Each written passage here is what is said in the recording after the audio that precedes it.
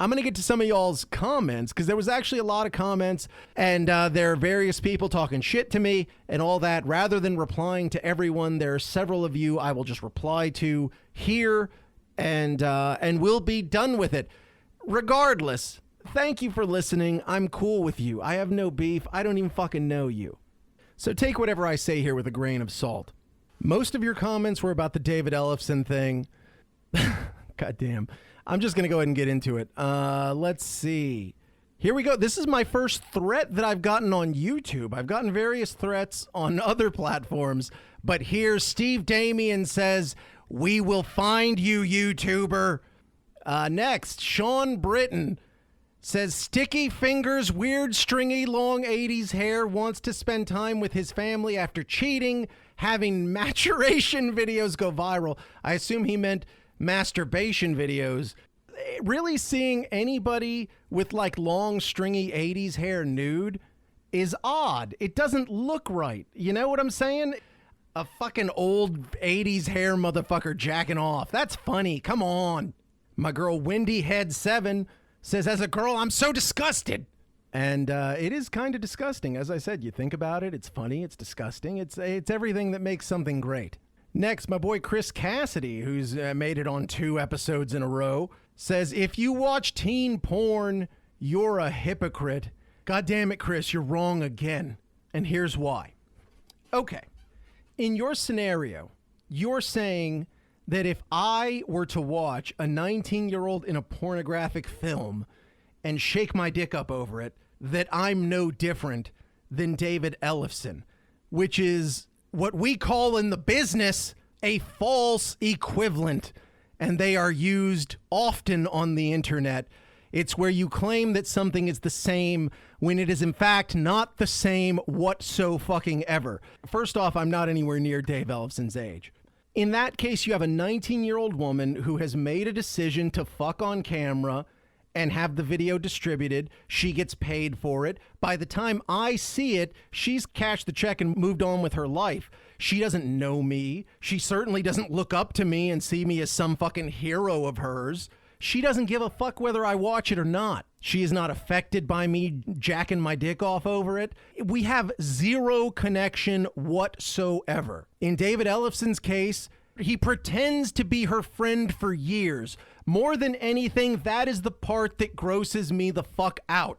And amongst several of you all, there is an extreme lack of comprehension, because that's what you're missing. That's the subtle bit. A lot of you are caught up in the fact that it's a young woman and an old guy. That's your fucking issue. You feel weird about that, not me. I don't give a fuck if a middle-aged guy wants to fuck a 19-year-old. That makes sense. Just because we grow older doesn't mean our preferences necessarily change. You know, sometimes they do, sometimes they don't. I don't give a fuck about a middle-aged guy thinking a 19-year-old is hot. I don't care if he jacks his dick off looking at a 19-year-old. I don't care if he meets and fucks a 19-year-old. What's fucking just completely bullshit is to pretend to be her friend. She's there because she looks up to you. There is a level of manipulation that's already there, just like from the fucking jump. There is already a manipulation there in the sense that he's the rock star. She's there to get his fucking autograph. She's looking up to him and he's like, "Oh, let's be fucking friends." Of course, she runs home thinking she's the coolest motherfucker alive. The guy from Megadeth wants to be my friend. And then he maintains a friendship for years just so he could string her along so he could start jacking off to her. And people are like, well, it's just jacking off. He's married with children, and it was just jacking for now. But what the fuck do you think was going to happen the next time Megadeth goes to the Netherlands? He was going to be visiting her fucking Netherlands. I mean, acknowledge that the cheating and the fight, like, just there's no concern for what your children would have to face if and when this all drops. At the end of the day, this all dropped. He's talking about this chick like she's some fucking mature woman. This all fucking leaked because she was showing the videos to her homies and bragging that the guy from Megadeth is jacking off to her. If you just meet a guy and you think he's an attractive guy and you're at the point that y'all are jacking off on the Zoom to each other, do you go and show your buddies those videos necessarily? No. Who the fuck does that? She's showing them because, holy shit, look, it's the fucking old dude from Megadeth jacking off to me. And based on what her friend said, she thought it was fucking cool and she was bragging about it. That's not any type of fucking normal situation. And it is nothing like jacking off to a 19-year-old in porno. That is a fucking silly ass comparison. I'm sorry, Chris, but goddamn. And one of Chris's supporters, Steve Damien, back again. He said, Chris, these are losers. Don't worry them. Nowadays, younger women love older guys. These pricks would never say a word in face of Ellefson. 17 was wrong. 19 is fine. Fuck that YouTube channel. Listen, I don't care. I don't care if a younger woman wants to fuck an older guy. It doesn't matter to me. You know, understanding ass motherfucker. It's about the creepiness. He's a creepy fuck. That's what I'm saying. That's all. That's my only comment. I don't give a fuck what happens to him. He could live forever. He could die this second. I don't give a fuck which. The age is not the fucking issue. These pricks would never say a word in the face of Ellefson. Bro, you think I'm scared of a 56-year-old man? Fool, I'm 6'3" and like Muhammad Ali. I float like a butterfly, but sting like poison ivy. What you know about 311 lyrics being used on you in an aggressive way? That's the exact opposite of the intention of 311 music. I'm not concerned about a fucking nearly 60-year-old man. Look, people have said, oh, you would never say that to Tommy Vext. Listen, Tommy Vext, if I'm honest, he'd probably kick my ass. My plan of attack would probably be more like take the punch and see how much money he really fucking has so I could take it out of his little stupid ass pocket and leave him broke. But David Ellefson, bro, I'm not saying I'm the toughest motherfucker in the world, but I'll whip the fuck out of an elderly man. Elderly man, go right the fuck down in my presence. Really, I will say this to the young men of America. There is an element of manning up that needs to happen. What is going on that there are all these 50 and 60-year-olds swagging around like they're the toughest motherfuckers alive?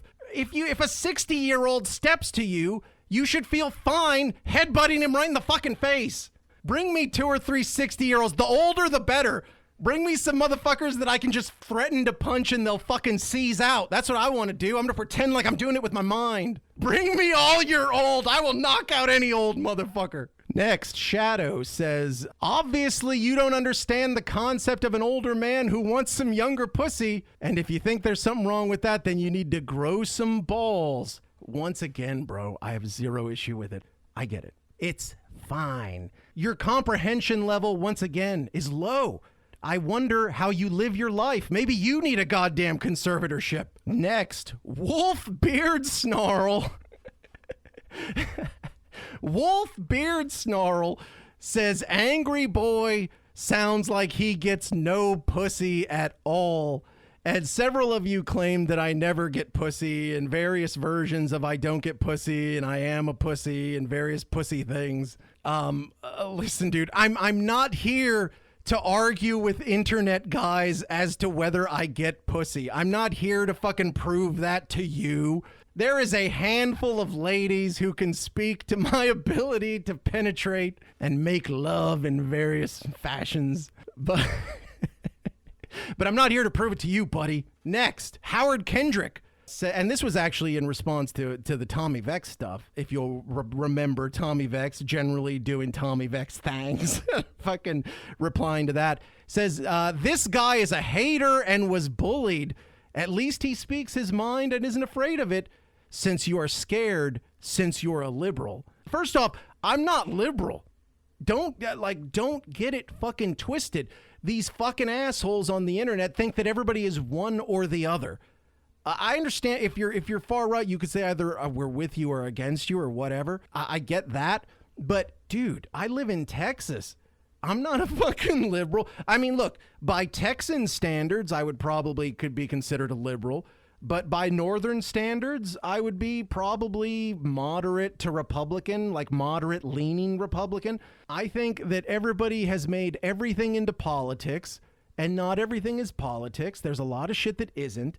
And the fact that you make it politics, you're fucking yourself. I do this weird thing. When it comes to situations, I fucking sit there and I listen to it and I think about it and I form my own fucking opinion about what I think it is, whether it has to do with guns or abortions or any bullshit like that. Everyone who knows me knows I support mandatory abortion.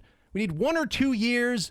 Every fucking child gets aborted. Let's do it. It would be good for the world. I mean, that's the thing. Like, I would Thanos half you motherfuckers, even if it meant that I'd lose family members. I'd fucking snap in a second. And I mean, it's not a matter of being a hater. Somewhere in the early 2000s, the term hater comes up. We referred to what happened to Billie Eilish. That's haterism. When you take your time to go through years and years and years of a motherfucker's timeline, picking out little bits here and there of shit that you could try to get them in trouble with, that's some mealy-mouth hatery bullshit. But sometimes you're not good.